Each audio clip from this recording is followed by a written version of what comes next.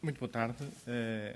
Gostaria, antes de mais, de manifestar o meu enorme prazer em participar neste congresso e o meu esforço nestes 20 minutos vai ser tentar convosco apresentar um quadro de reflexão sobre a ação externa portuguesa, tendo em conta aquilo que são as tendências internacionais e a renovação da sua diplomacia económica. Isto começou a ser preparado há cerca de 10 meses. Aliás, é um trabalho de investigação e reflexão que desenvolvo desde 2006, mas, por acaso, no decurso deste processo, temos, com um novo governo, uma proposta e um grupo de trabalho que formulou uma proposta e, portanto, eu também incluí nesta análise os elementos dessa proposta que me parece pertinente. Estamos num momento de decisão e, portanto, a minha perspectiva é igualmente a de reflexão, numa perspectiva de policy thinking and policy making. Gostaria dois pontos iniciais. O primeiro, não podendo entrar aqui nesta análise, é de que nós vivemos um contexto marcado não apenas pela globalização, mas também pela localização. É um processo misto, que interage entre si, e a localização tem sobretudo a ver com as dinâmicas da sociedade de conhecimento, e há pontos de complementaridade e pontos de tensão entre as duas. Não vou entrar em detalhe nesta matéria, mas é um elemento importante. E a globalização, na minha perspectiva, tem uma dimensão fundamental, que é a da desterritorialização. Isto afeta particularmente os Estados soberanos, no seu modelo westfaliano. Exatamente, este é o elemento inicial da minha intervenção, que terá basicamente 3 pontos. O primeiro é que impactos é que estas mudanças globais e estas alterações do quadro global tiveram sobre os Estados westfalianos e sobre a sua capacidade de ação externa, e penso que a nota é uma nota de perda gradual de capacidade. Em segundo lugar, como é que a diplomacia económica se tem estado a renovar um pouco por todo lado, sobretudo liderada por alguns dos Estados mais ativos no plano internacional, e, finalmente, o nosso modelo e as propostas que estão sobre a mesa, no sentido de o reformar. 2 ideias centrais. A primeira é de que a competitividade na economia global ela tem que ser vista como competitividade sistémica, mas o novo dado, talvez, é de que não basta sermos eficientes no nosso sistema nacional, termos empresas competitivas, é preciso casar isso com uma ação externa eficiente e, digamos, persistente, duradoura. Não basta já ser apenas eficiente no plano interno. Este penso que é uma nota importante que tentarei também demonstrar. Em segundo lugar, que o processo de reforma da ação externa está em curso desde o final dos anos 90, em vários países, que é importante Portugal olhar para essas experiências, para as boas práticas, e retirar, numa lógica de benchmarking, algumas conclusões sobre os caminhos já percorridos. Neste momento, o desafio para Portugal é, de facto, o de renovar toda a sua lógica da ação externa. Quanto ao impacto, eu queria apenas referir de forma muito breve, que há vários fatores e processos que, efetivamente, contribuem para esta fragilização do poder dos Estados soberanos westfalianos. O primeiro, que é uma tendência absolutamente decisiva no sistema internacional, é a nova e crescente influência de atores não estatais. Estes atores ganharam um poder absolutamente, digamos, impressionante, em consequência da própria dinâmica da globalização no plano económico. As economias de escala voltaram a ser um fator determinante. Isso levou a processos de fusões e aquisições em massa e aí temos um processo de concentração de poder económico muito significativo que cria uma pressão extremamente difícil de gerir sobre os Estados soberanos. E essa capacidade, sobretudo, traduz-se depois no poder que estes atores, particularmente refiro-me às multinacionais, mas também a outros atores, como são o crime organizado internacional, as máfias, as ONGs transnacionais, que efetivamente conseguem escapar ao processo de regulação que os Estados, de forma desesperada, procuram efetivamente implementar. E escapam, basicamente, no caso das grandes empresas multinacionais, através de duas estratégias muito evidentes na atual crise. Uma é através da captura regulatória e a segunda é através do fenómeno do too big to fail. Combinando as duas, tornam-se absolutamente invulneráveis a qualquer tentativa de regulação. O segundo aspecto é a erosão da base fiscal dos Estados. Isto tem a ver, mais uma vez, com a enorme capacidade que estes grandes grupos económicos, que cada vez controlam setores maiores da economia, têm de evasão fiscal. Isto é um fator estrutural extremamente importante, que está por detrás das nossas crises orçamentárias. Não é um problema conjuntural, é um problema estrutural de primeira linha.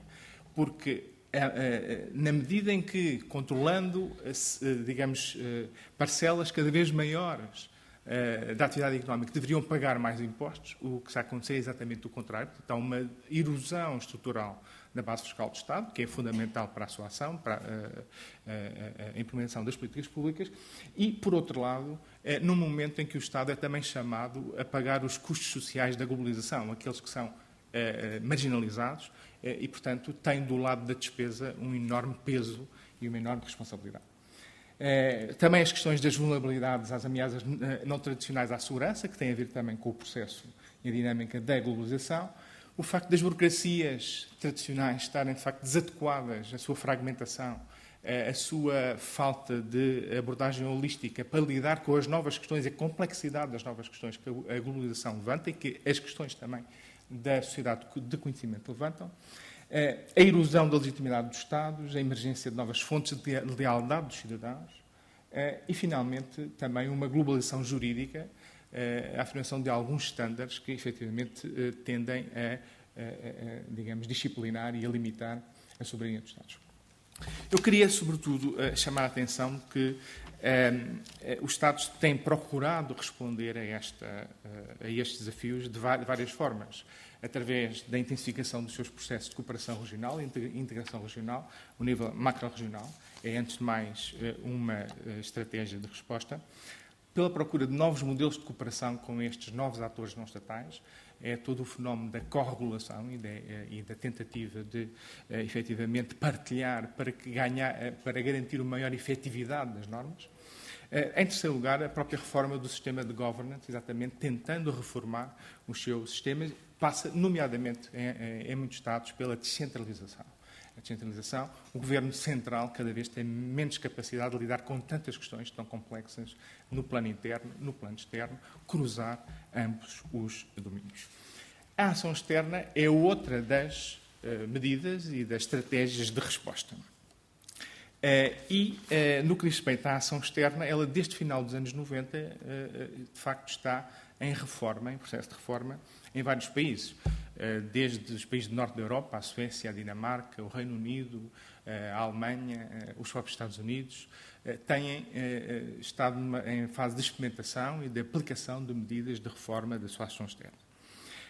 Esta alteração tem, basicamente, três fatores que a explicam. Em primeiro lugar, após o fim da Guerra Fria, dominada por uma diplomacia essencialmente política, que, obviamente, dava ou atribuía prioridade a questões políticas e militares, nós temos a transição para um modelo em que as questões económicas ganham uma crescente preponderância e é necessário adaptar exatamente o modelo de ação externa.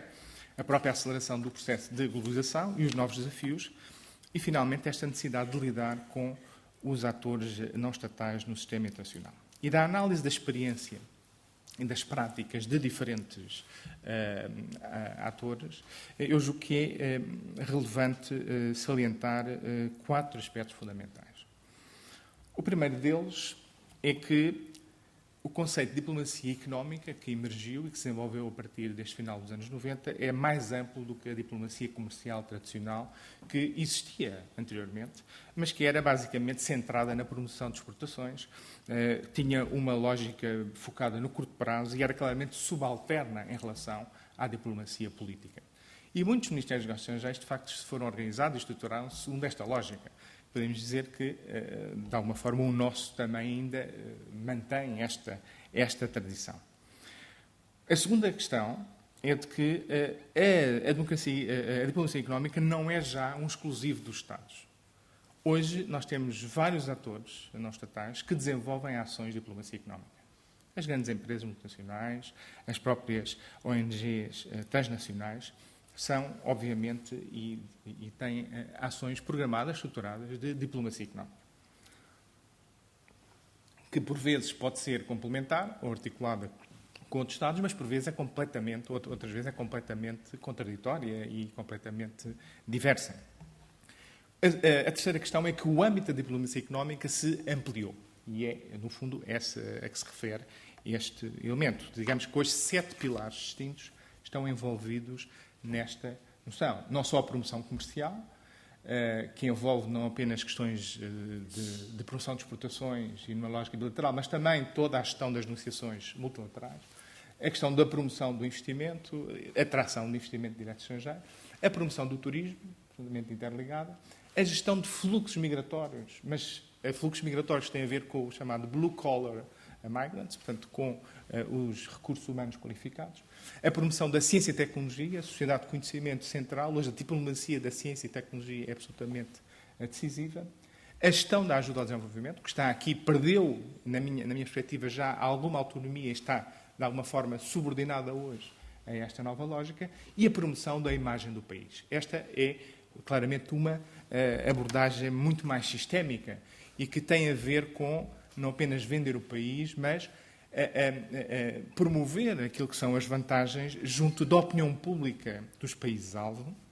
E recordo aqui só uma indicação de um estudo muito interessante de Brian Hawking, que é exatamente um dos precursores destas análises, e que, num inquérito a 200 empresas do US Fortune 500, exatamente chegou à conclusão que em 72% das inquiridas consideraram que a imagem nacional, a imagem externa do país, era absolutamente decisiva para a venda dos produtos no exterior. Portanto, as marcas das empresas estão hoje profundamente misturadas, interagem com as identidades nacionais. E esse é um novo fenómeno que tem que ser gerido e que torna muito mais complexa esta ação externa. O quarto elemento é que a diplomacia económica não é um fenómeno homogéneo. Antes coexiste com diferentes perspectivas, podemos falar, por isso, de diferentes estádios de desenvolvimento da diplomacia económica. Nós, claramente, estamos no primeiro estádio, o chamado estádio do salesmanship. Esta é, obviamente, uma proposta que parece particularmente relevante de Krishnahana, exatamente sobre a evolução e os estados de evolução da diplomacia económica.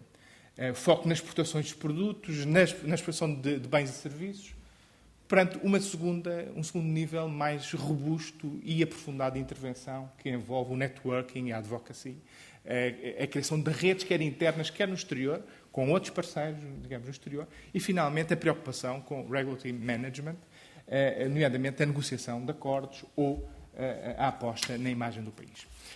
Portanto, não é um fenómeno homogéneo, é um fenómeno que tem fases de evolução e estes diferentes formatos coexistem. Este é um dos aspectos que se coloca em relação ao nosso plano a longo prazo da ação externa. É que, de facto, estamos basicamente no primeiro esquema, no primeiro nível. Precisamos de equacionar o que é viável neste momento adicionar em relação ao networking advocacy e ao regulatory management. Os modelos podem também ser diferentes do ponto de vista da organização do Estado. Eu não vou entrar em pormenor para abreviar um pouco. Há modelos unificados dentro deste processo de reforma. É o caso da Suécia, da Dinamarca, particularmente no contexto europeu. O Ministério dos Negócios Estrangeiros e o Ministério da Economia estão, de alguma forma, fundidos em relação à promoção do comércio externo, à promoção do investimento, tudo centralizado no Ministério dos Negócios Estrangeiros. Portanto, acabou o dualismo no sistema, que era um fator de confusão. Sistemas parcialmente unificados, é o caso do Reino Unido, que envolve a criação conjunta dos dois ministérios, neste caso do UK Investment, de uma instituição que é participada pelos dois ministérios fundamentais. O caso da terceira agência, em que o Ministério dos Negócios Estrangeiros não tem intervenção no plano operacional, mas na definição das grandes linhas, e há uma agência específica para a ação no terreno. A competição, que é claramente o nosso modelo, é um modelo também francês, é um modelo da Índia, competição entre os dois ministérios, desarticulação, descoordenação, é basicamente o resultado dessa intervenção, e no caso da China e da Alemanha é um apagamento do Ministério dos Negócios Estrangeiros e, de facto, um predomínio daquilo que são os ministérios, o Ministério da Economia e o Ministério das Relações Económicas Exteriores. Isto quer dizer que, de facto, há diferentes modelos em análise. Isso leva-nos à questão do nosso atual modelo e das propostas que estão sobre a mesa, que é o último ponto que gostaria de abordar. O nosso atual modelo, creio que é marcado por 4 características essenciais. A primeira é que é um modelo de dualismo e de competição. Ainda houve uma tentativa de alguma coordenação em 2004 que falhou e que não teve qualquer consequência prática. Portanto, basicamente temos um processo de descoordenação e de má utilização e ineficiência de utilização dos recursos. Em segundo lugar, é um modelo extremamente centralizado. Centralizado porque os centros operacionais no terreno têm muito pouca autonomia. O centro, aliás, na boa tradição burocrática portuguesa, o centro, Lisboa e o MNE têm que atender a tudo, seja ele questões, digamos, estratégicas fundamentais, seja questões de pormenor na gestão das embaixadas. Isto é algo que cria uma enorme dificuldade de concentração naquilo que são as questões essenciais e fundamentais.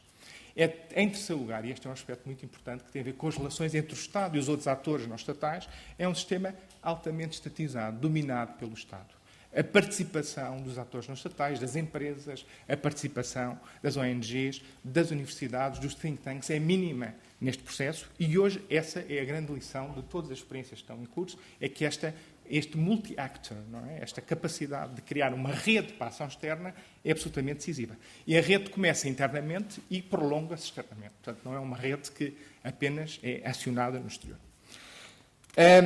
E, finalmente, é um sistema extremamente conservador, um sistema com grande aversão ao risco e, diria, neste momento, sobredimensionado. 85 embaixadas, 77 bilaterais, 8 multilaterais, 51 consulados, com uma estrutura pesada e com um esquema assente em recursos humanos essencialmente expatriados, com elevados custos envolvidos e com, digamos, eficiência limitada. Bom, portanto, temos hoje sobre a mesa uma proposta. Essa proposta, avançada pelo grupo de trabalho coordenado pelo professor Jorge Braga Macedo, basicamente só trata de uma questão. Trata da questão da solução da estruturação do Estado e dos serviços públicos, qual é o modelo de coordenação. No fundo, é este problema que eu aqui, digamos, coloquei. Tudo o resto é esquecido. Faz uma breve referência à participação de associações empresariais num conselho consultivo, mas não há nenhuma mudança no sentido da multi-actor e da rede para a ação externa. Portanto, eu diria que é uma iniciativa importante e positiva no sentido de chamar a atenção para a necessidade de reforma deste setor. Coloca também o acento tónico na racionalização dos recursos, na necessidade de uma ação mais eficaz, mas no que diz respeito a aspectos operacionais, no que diz respeito a outras questões que hoje são decisivas, não há, de facto, um avanço e há limitações evidentes. Mesmo na questão da estruturação do setor público, nós temos 3 modelos, o A, B e C, sobre a mesa. O A e o B têm uma lógica e são articuláveis. O C tem uma lógica completamente diferente e está claramente em contradição com o C. E o próprio documento não traça uma linha clara neste domínio. Portanto, os membros do grupo dividiram-se sobre esta questão e não há uma reflexão. Segundo ponto, não há, sobretudo, e nos tempos que correm, isto parece-me bastante limitativo, qualquer referência às boas práticas internacionais, qualquer referência àquilo que são as experiências em curso num conjunto de outros países. E Portugal não se pode dar ao luxo de não aprender com os outros e de não refletir com base também na experiência dos outros. Portanto, esse elemento parece-me que tem que ser efetivamente afinado. Eu diria que só há uma referência, por exemplo, à questão do modelo unificado da Suécia e da Dinamarca por parte de um dos intervenientes do grupo, mas não há uma reflexão sistemática sobre esta questão. E, finalmente, eu creio que os aspectos operacionais ficaram muito aquém daquilo que seria desejável. E, por isso, eu proponho-vos uma reflexão sobre 10 pontos para a mudança, 10 pontos que, de alguma forma, pretendem abarcar, um pouco cruzar, aquilo que é a experiência de um conjunto de atores internacionais que, desde o final dos anos 90, estão no terreno a procurar reforçar a eficácia da sua ação externa, com um pouco aquilo que são as características do sistema português, porque a mudança não pode ser radical, temos de ter em conta aquilo que são as nossas condições de partida. Mas a primeira delas, e penso que sobre isso tem que haver uma decisão muito clara, é a unificação do sistema institucional. Nós vivemos demasiado tempo num processo de descoordenação e de competição e guerra entre departamentos do Estado. O Estado, para atuar de forma eficaz no exterior hoje, tem que ter uma abordagem absolutamente holística. O grande problema que o Estado decorre é que o Estado, tradicionalmente, como ele foi estruturado, é fortemente fragmentado. E a abordagem das questões globais exige, exatamente, abordagem holística e abordagem integrada.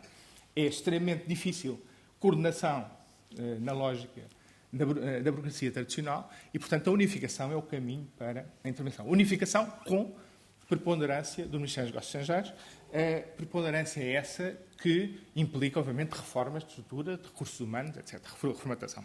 Segundo aspecto essencial, abordagem multi-actor e parcerias ativas com o setor privado e com o terceiro setor, coisa que não está a ser equacionada. Não apenas no sentido de participarem no processo de planeamento, mas também de ação concreta no terreno.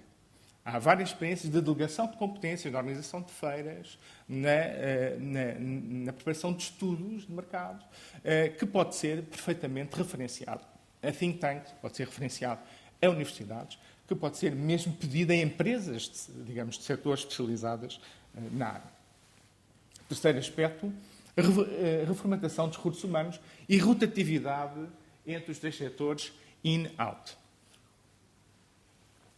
Esta é uma experiência particularmente relevante e que tem a ver com a possibilidade de rotação dos recursos humanos entre o Estado, entre as empresas. Quer dizer, especialistas das áreas dos departamentos internacionais das empresas que estão nas embaixadas, que estão no Ministério dos Negócios Estrangeiros, e o contrário, o movimento contrário, diplomatas que têm períodos de permanência em departamentos internacionais de empresas e, mais fundamental, no processo de formação inicial dos novos diplomatas, que estes estágios e que estas componentes sejam incluídas no processo. É assim que é possível criar um corpo preparado, profissional, capaz de responder aos novos desafios que são imensos. Quarto aspecto, e a questão do in-out tem exatamente a ver com a possibilidade de rotação de quadros especializados superiores à administração nos serviços de outros ministérios setoriais, colocados nas representações externas e voltando depois ao seu serviço de origem ou a qualquer outro serviço. Isso, a experiência que demonstra, ou que isto implica, é um aspecto extremamente importante, que é outros desafios que os Estados têm que fazer. A separação tradicional entre o interno e o externo acabou. Hoje temos uma unidade. E essa unidade implica que quem pensa o externo tem que conhecer o interno e quem conhece o interno tem que ter em conta o externo quando toma decisão. Isso é extremamente valorizado quando alguém faz este percurso de rotatividade, não é? Entre o interno e o externo. Tem um dos aspectos interessantes, por exemplo, da diplomacia ou da paradiplomacia de Hong Kong, que exatamente põe o acento tónico nesta competência. A liderança, em termos de negociações internacionais, é muitas vezes baseada na perícia, na capacidade técnica. As matérias são cada vez mais técnicas. O modelo do diplomata tradicional, generalista, não permite responder a esta questão. Portanto, temos que ter outro tipo de intervenção. Ao mesmo tempo, quem decide no plano interno deve ter um enquadramento externo. Portanto, a questão da síntese interna e externa, integração das ações onshore e offshore. Aqui faço, sobretudo, referência à experiência de reforma do Reino Unido, particularmente relevante no que diz respeito à dimensão empresarial.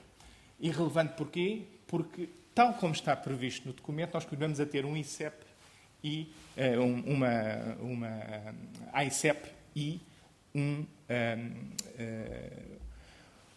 um IAP-MEI, não é? Fala-se de coordenação. Nesta questão da unificação, não faz sentido. Tem que haver um único. A intervenção começa internamente, começa no apoio, de forma descentralizada às empresas. A internalização da empresa faz parte do plano global da empresa e continua, prolonga-se externamente. Não há uma estrutura para o apoio interno e outra estrutura para o apoio à transformação. Ela está unificada e isto é um mar de diferença na forma como se aumenta a eficiência do trabalho. Portanto, é, no fundo, integração das ações onshore e offshore no que diz respeito à componente empresarial. Quinto aspecto, a racionalização da rede de representação externa. Isto já foi falado, não vou, já foi até, anunciado, precisa saber quais são os critérios, focar, redefinir, prioridades, mas, sobretudo, é muito importante não apenas reduzir, não é um problema quantitativo, é um problema qualitativo. É que a ação, não é? Que mudança na forma de organização é que vai ser introduzida. E um dos aspectos que me parece aqui essencial, dois aspectos no funcionamento, é o primeiro, a descentralização. As unidades operacionais no terreno têm que ter mais poder de decisão, enquadradas por um plano anual, por algo que seja aprovado pelo centro, mas a seguir, dada a velocidade e a rapidez que tem que enfrentar nas transformações no terreno, nada disto pode estar dependente de um circuito complexo entre o terreno e o centro e volta ao terreno. Portanto, esta questão é absolutamente essencial, descentralizar o sistema. O segundo aspecto, a prioridade ao recrutamento local de quadros qualificados. O facto de termos um sistema muito baseado em recursos expatriados é extremamente ineficiente. Custos mais elevados, mobilidade, instabilidade, não permanência e, em terceiro lugar, um aspecto muito importante é a falta de conhecimento, quer da cultura, quer da realidade local e incapacidade, de facto, de ligar às redes de conhecimento locais. Isso é o benefício que retiramos de um recrutamento local e mais, esse recrutamento, por uma razão que irei aqui referenciar no ponto 9, no ponto 8, pode ser feito e deve ser feito junto da diáspora portuguesa, junto dos quadros qualificados da diáspora portuguesa. É assim que o círculo se começa a fechar para uma ação de mobilização. Dois aspectos absolutamente essenciais. Estes, podemos dizer, são as dimensões informais da ação externa em matéria de globalização, que Portugal esqueceu por completo até ao momento e que penso que são das apostas mais significativas neste momento. Primeiro aspecto, mobilização estratégica da diáspora portuguesa. Esta é uma questão que tem sido adiada, não foi implementada nem pensada. Por exemplo, o pouco trabalho de investigação que fiz sobre a comunidade empresarial chinesa em Portugal demonstra que as diásporas têm um papel extremamente importante a desempenhar no mercado global e o contributo que podem dar para a dinamização da competitividade da economia do país de origem. Esse potencial existe, no caso português, sobretudo nas duas subcomunidades, a comunidade empresarial e a comunidade científica académica, que está espalhada, centros de investigação em universidades, não está mobilizada.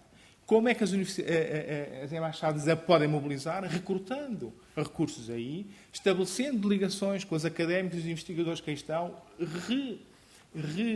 recomendando e até encomendando estudos e outro tipo de contributos e, igualmente, criando com os empresários portugueses da diáspora conselho consultivo da embaixada, portanto, uma estrutura operacional local que permita exatamente pensar a estratégia para o país.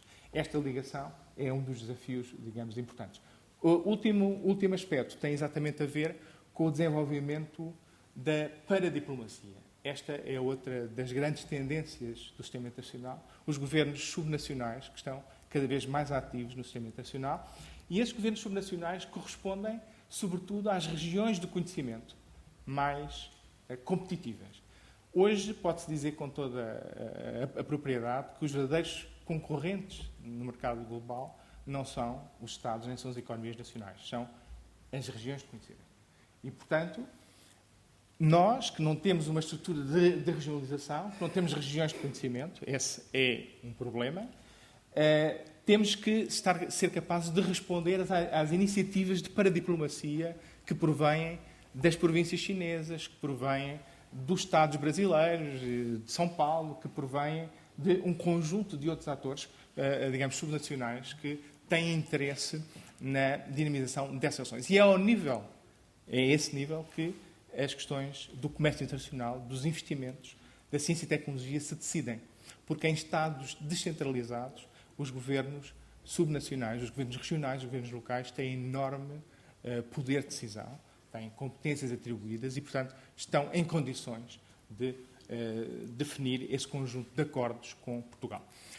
Portanto, precisamos ter, em relação aos países, uma abordagem mais centralizada e o exemplo é a forma como temos abordado a China, uma abordagem muito centrada no governo central, pouca atividade ao nível daquilo que são as províncias mais dinâmicas, com o qual é preciso estabelecer uma ligação muito mais próxima e uma ligação institucional.